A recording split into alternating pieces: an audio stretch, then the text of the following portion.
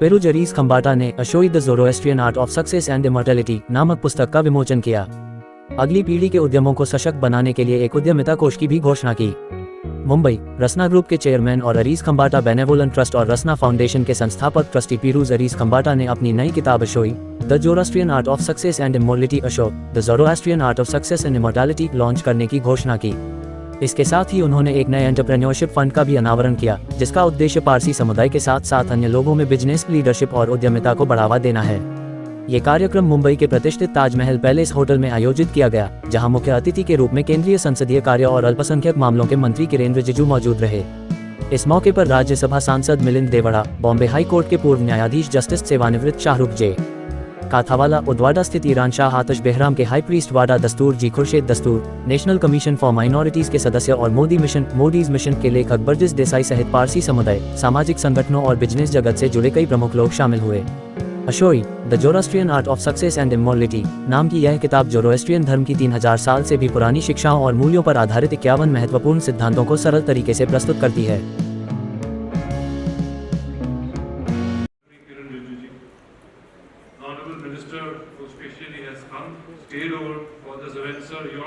Presence here marks a lot of, to me personally, to our family, and to the whole Parsi community in Bombay. And today has been a Parsi day as well. Probably later in the day you would know more about things than we all do. So thank you very much for all this time and the honor. Shri Milad Deoraji, sir, thank you very much. In fact, for just accepting to be here. And one sweet reason I wanted you to be here, I was sure that you have eaten more pakrani, machi, pakaras and bonus than I have done in Mumbai. And you have been born and brought up here. This is your place. So this is home. So actually this is your function to put it that way. For us now. We look forward to your address on that. Respected Badal Dasuji Sahib, thank you sir. You have been present on all our occasions, including my marriage and all the ceremonies of all my children. Thank you very much. Without you there is no event I can have or any Parsi in Mumbai can have. Thank you very much. We really appreciate it sir. And Justice Kathawala said, thank you very much. You have lately become what I call a bond in a community, and it is very important that this bond stays. It's your sort of what I call judicial acumen. You are trying to see that how we can, as a community, come tackle our problems from the judicial angle. Thank you very much. And Rajesh, sir, thank you very much. I came to know you lately, but I am honored to having known you. And also I had a chance to look at your book. It is very insightful. And now you are going to represent us in the Minority Commission, which is in my mind a great honor to all of us. Thank you for being here and representing us. It's a great thing to do. Thank you. We need somebody. Special welcome to all family, friends, members of the media who are here with us. But I would especially like to thank the seniors of our community who are sitting here. And I am my father's son, and my mother is also sitting here. So my first humble thanks to all the seniors in the community who are here, people who have known my father all these years, and people who have contributed to what we Parsi are. We owe them. We owe them. Like for example, when we enter this hotel, we have this bus. We owe to him, this great man who has the vision to create a hotel like this, or for that matter, steel mills. And we hope that all the Tatas, the Godrej, they have made us all Parsis proud. So, I would like to say one simple thing that we actually, though we are part of your ministry, sir, and we are very much happy part of it, but I don't consider Parsis are minorities in any manner, honestly. We are majorities of the majority. Honestly, which most Parsis seem to have. They are disconnected with affairs of the community, with matters of religion, and this attitude of indifference is permeating to the youth and the children who now know very little about our traditions, our heritage, or our faith. It is against this backdrop that we must welcome the initiative of Dr. Peeruz Khambata, who, despite being an outstandingly successful and highly busy entrepreneur who has built up an iconic consumer brand in the country, to have spared time and to have taken the initiative to frame these principles in a very simple and lucid manner which would be beacon or example or light to our youth. His stellar business experience, one day we hope he translates into yet another book for the inspiration of all youth, not only Parsis. In the meanwhile, these principles of righteousness, of right conduct, ours is a religion of choice. You have been given a mind and you have to exercise the mind the way you choose and be responsible for its consequences. So it is this religion of choice and these principles of discretion which are interwoven in this book along with some principles of the Gita. The Parsi community has been hailed as a model minority by our Prime Minister. The Parsis hold a very special place in the PM's heart. In an interview he gave to the Financial Times London sometime in December 2023, when he was asked about minority rights in India, he said that look at the Parsis, despite their numbers, how they are living, prospering, without any problems whatsoever. And what the Parsis have achieved in this country over the years is also, of course, due to several stellar qualities of the Parsis, but also to the fact that Indian society has permitted a tiny micro-minority to prosper and flourish. I once again congratulate Dr. Piruz Khambata and his entire family for this terrific initiative, which will shed indifference and which will make people think and people become alive to the community and the faith. Thank you. Elder brother, in many ways a mentor, Kiran Vijayjuji, Dasturji, Justice Kathawala, Burgess Desai, Piruz Khambata, Mrs. Khambata, the entire Khambata family, some of my Bawa friends who I see on the other side of the dais, who I must name, Mrs. Godrej, Manik Dawar, Sam Balsara, Dinshoy and Viraj Mehta, Kushru Ekobad, Bachi Karkaria, Miki Mehta, non-Bawa, Prahlad Kakkar. Friends, a very good evening, and let me first thank my very dear friend Kiranji for asking me to join today's program and join in the launch of Ashoy, the Zoroastrian art of success and immortality. And in the film before me and in Piruz's opening remarks, it's very clear that Zoroastrianism has had a very profound impact across the world, but as someone who's had the privilege to represent Mumbai in the Lok Sabha and now in the Rajya Sabha, and as someone whose late father Murli Deora shared many close ties with the Parsi community, it's a privilege and an honor to say that the community has had a massive impact in shaping and enriching the destiny of India, the city of Mumbai and of Maharashtra. I was asking Dasturji that how would you technically define Ashoy? And Kiranji, just like in our Vedic beliefs, in our Indic faiths, from Hinduism, Buddhism, Jainism, we have some concept of dharma. In Buddhism, for instance, dhamma. I think Ashoy captures that essence, which is a spirit of righteousness, a spirit of imbibing good values in whatever you do. And I'm proud to say that the Parsi community has, as I said, had a massive impact, not just geographically on this country and this region, but in so many professions. Just the people I named, the people on the dais, those on the other side of the dais, from the judiciary to industry, from science to the arts. When I think of success and immortality, I can't help but think of one of my greatest idols as a musician. Born Farrokh Balsara in Zanzibar, Tanzania, went on to become Freddie Mercury of the band Queen.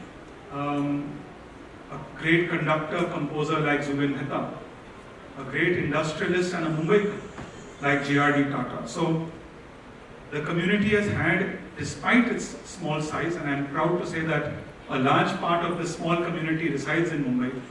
The community has had an outsized impact on Mumbai, Maharashtra, India and the world.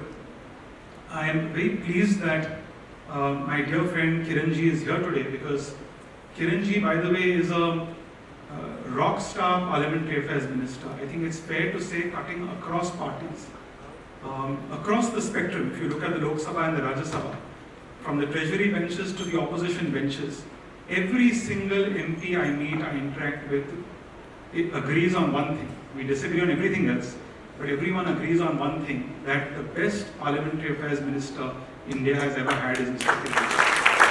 Ashoi, Honorable Minister of Minority Affairs and Parliamentary Affairs, Mr. Kiran Rijiju, Member of the Rajya Sabha, Mr. Milind Deora, Mr. Piruj Khambata, Justice Katawala, Mr. Burgess Desai, Vinay Shah, and the Khambata family, my dear Zartushtis, ladies and gentlemen. The word Ashoi means purity. Ashoi means righteousness. And there are so many meanings of Ashoi.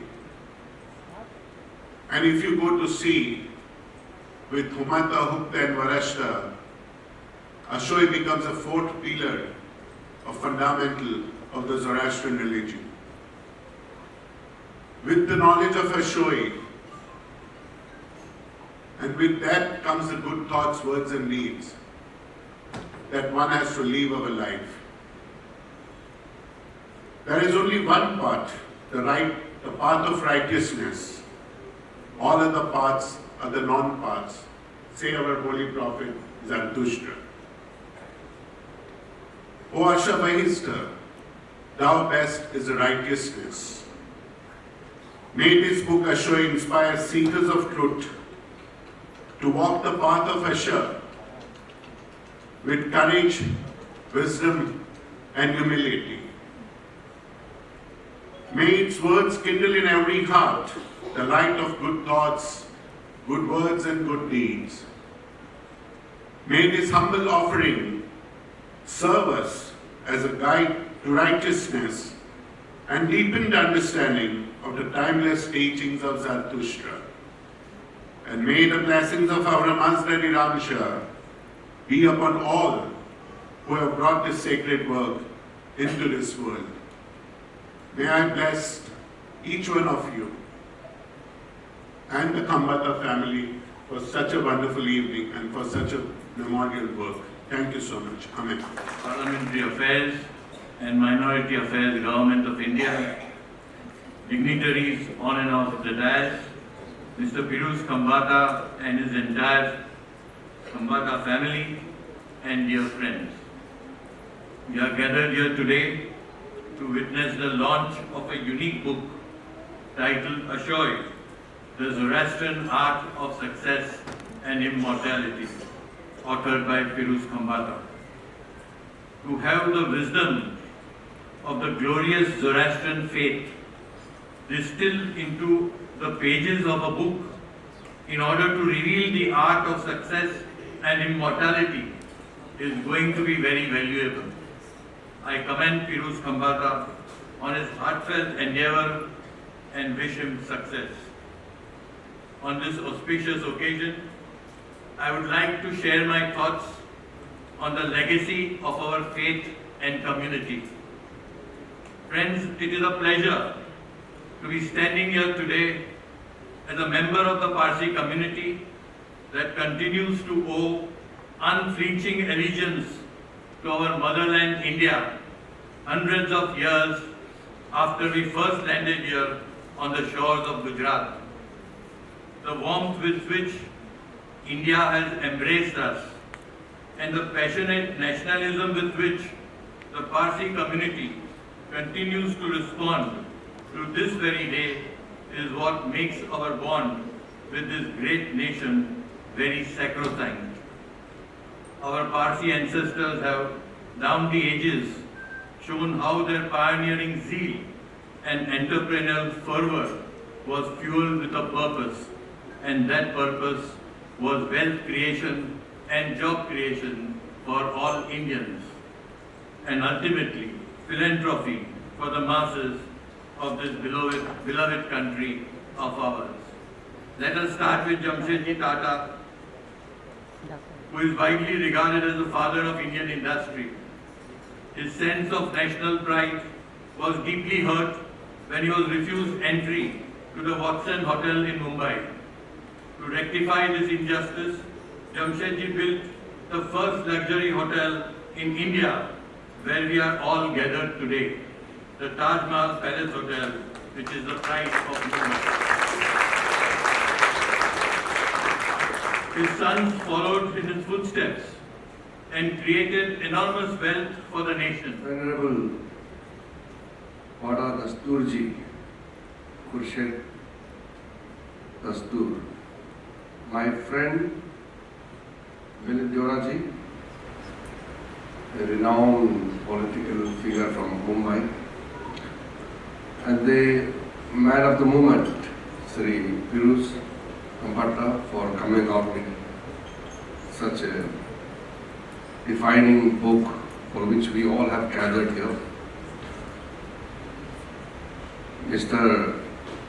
Burgess Desai, the new member of National Commission for Minorities, and he also authored Modi's mission. I am yet to read the book. I have seen the cover. Viresha Piruz Kambata, the trustee, Arish Kambata Benevolent Trust, and respected Justice retired Shahrukh J. Khatwala, former judge of the Bombay High Court, and very distinguished gatherings we have here in this wonderful evening. I had come to this same room, I think, maybe 4 years back, when I was Minister for Law and Justice, and I was sitting with the Supreme Court Chief Justice and other judges.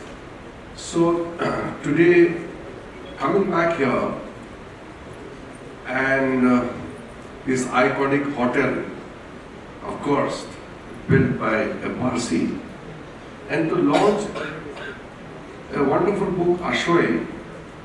I was telling Piruz that it is a right size book, very nicely packed, hardcover, good to carry, and quite tempting to read. So, back to this place in Mumbai, I feel it is a befitting venue you have chosen to launch this book. And I must congratulate you for bringing along the community, besides your beautiful family members, your sons, daughters, your beautiful wife, and the wonderful Parsi community. It is, I think, a journey, not only bringing out a book, you are taking along the whole community towards a better future. This kind of step definitely bring a spirit of unity amongst the community, because this is not just a fictional book, but it is a deeper meaning. And while going through your short biodata, if you had not been associated with Rasna, people might think you are a great academician. You have a great degrees, so many degrees you have attained. You are truly not only a great gentleman, but a great scholar too. So I think many more books should come out of your hands, the support of your family. Of course, you had so many things attributed to you, many success, but I will not dwell into that because most of the friends invited here are more than me aware of your achievement. In the very beginning, let me express my heartfelt gratitude for having me and inviting me to be part of this beautiful, memorable evening. Today morning we had a seminar on Parsi's socio-economic progress and some of the learned gentlemen here were part of this morning seminar. I had said certain things there. I'll try to recapture a bit of that and try to make very quick and sharp remarks so that I don't give a long lecture here. I came into contact with the members of Parsi community very late because I come from a region which is far from where the Parsi community live around western part of India.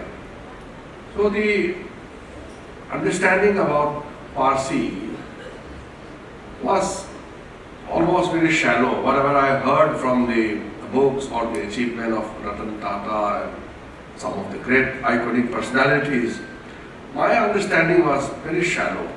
So I used to think that Parsis are a huge, big community. That was the impression I had, that Parsis are dominating in cities like Mumbai, Ahmedabad. But later on I realized that not only small, but Parsis are minuscule micro minority. In a country like India and the population size of India, 55,000 and below, it is nothing. Truly speaking, it is too negligible to be visible. But because of your contributions, you look much more. That is why Parsis are much more than your numbers, and you are too less for your contributions. You need to grow. The country needs Parsi community much more. It is the only unique community in India where I've never heard even a single person from Parsi community saying that India is unsafe. India is not a good place for us. We are minority. We feel threatened. Never. I've never seen a Parsi member complaining about anything in this country. It's very rare. In today's polarized society where everybody is so narrowly involved in own identity and existence, people try to complain about anything that is possible. I've never seen Parsi community complaining about anything. The uniqueness of this character, I feel, is that you just work, you serve, and you live your life. You serve the nation. And the amount of contributions which the Parsi communities have made is difficult for us to capture in words. That is why this morning when I was making my brief speech, I did not mention about the high achievement in so many fields, but I mentioned about something which normally people don't talk about, sports. So India, when we were ruled by the British, so we were just British India.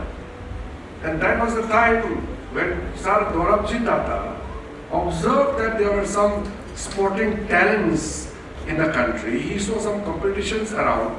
Then he decided to sponsor and facilitate participation of Indian Olympic athletes.